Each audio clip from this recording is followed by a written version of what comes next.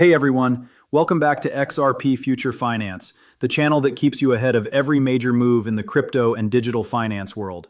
If you're new here, hit that subscribe button because today's story is one that crypto fans across Latin America have been waiting more than a year to hear, and it could open the door to bigger things for exchanges and everyday users alike.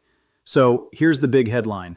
Argentina's President Javier Milei has just signed an executive order that exempts registered crypto exchanges from the country's so-called cheque tax. This is a massive win for the digital asset industry in Argentina, and honestly, it's the kind of move that shows just how seriously some governments are starting to take crypto as a real part of the financial system, not just a side hustle for tech enthusiasts. Let's break down what this tax actually is, because the name cheque tax sounds a little confusing if you're not from Argentina. Officially, it's called the debt and credit tax, but locals just call it cheque. This tax has been hitting money moving in and out of crypto exchanges since November 2021. Back then, former President Alberto Fernandez signed an order that gave traditional banks an exemption from this tax, but crypto platforms were left out completely. So for years, crypto exchanges in Argentina were stuck paying extra fees that banks simply did not have to deal with. Now fast forward to today, and President Milei has flipped that script entirely. His new executive order, numbered 475 of 2026, officially extends those same tax exemptions to virtual asset service providers, or VASPs, as long as they are properly registered in Argentina. In plain English, that means licensed crypto exchanges operating legally in the country will no longer be forced to absorb this extra cost just because of what kind of financial business they run. What's really interesting here is the reasoning behind the order. The government explained that regulations needed to catch up with how much technology has changed, and that businesses doing similar kinds of work should be taxed in a similar way. That's a pretty fair point if you think about it. A bank moving money for a customer and a crypto exchange moving money for a customer are doing functionally similar jobs. So why should one get hit with an extra tax and the other one doesn't? Now let's talk numbers, because this is where it gets exciting for everyday crypto users.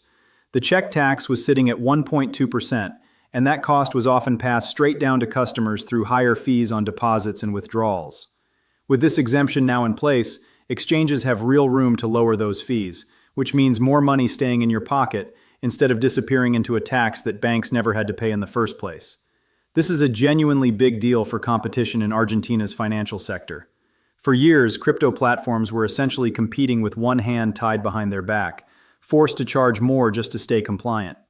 Now that the playing field has been leveled, exchanges can focus on building better products, offering lower fees, and competing purely on quality and service instead of trying to make up for a tax disadvantage. It's no surprise that people in the local crypto industry are thrilled about this change.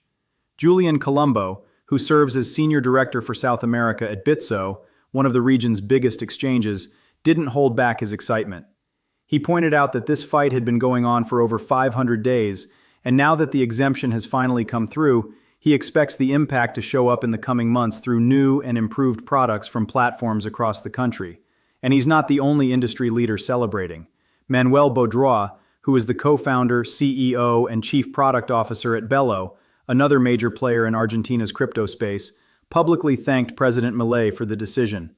He emphasized that millions of regular Argentines stand to benefit from this, not just crypto traders or tech-savvy investors, but ordinary people who use these platforms to save, send money, or simply protect their savings from inflation. And that last point is honestly the bigger story here.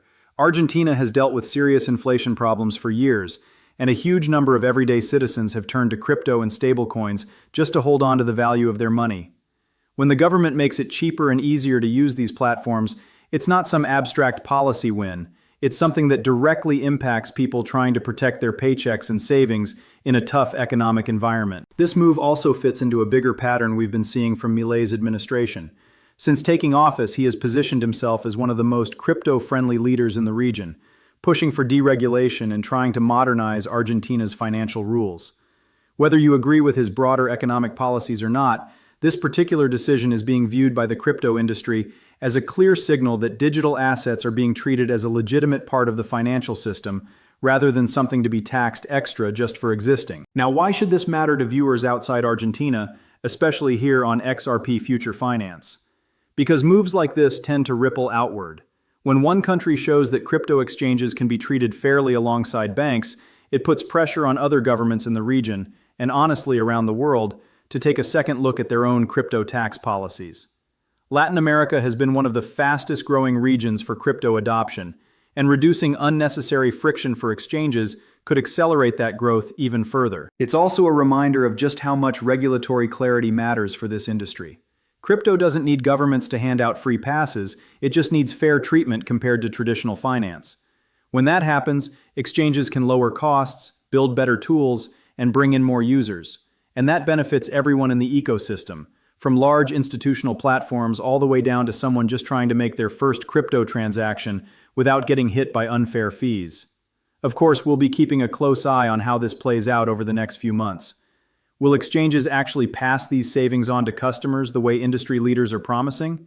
Will other Latin American countries follow Argentina's lead? These are the kinds of questions that could shape the next chapter of crypto adoption in the region, and you can bet we'll be covering every update right here. So that's the story for today, folks. Argentina just took a real step toward treating crypto exchanges fairly, and the ripple effects could be felt for a long time. If you found this update helpful, smash that like button, drop a comment letting us know what you think about Milei's crypto policies, and subscribe to XRP Future Finance so you never miss a beat on the stories shaping the future of digital finance. Thanks for watching, and we'll see you in the next one.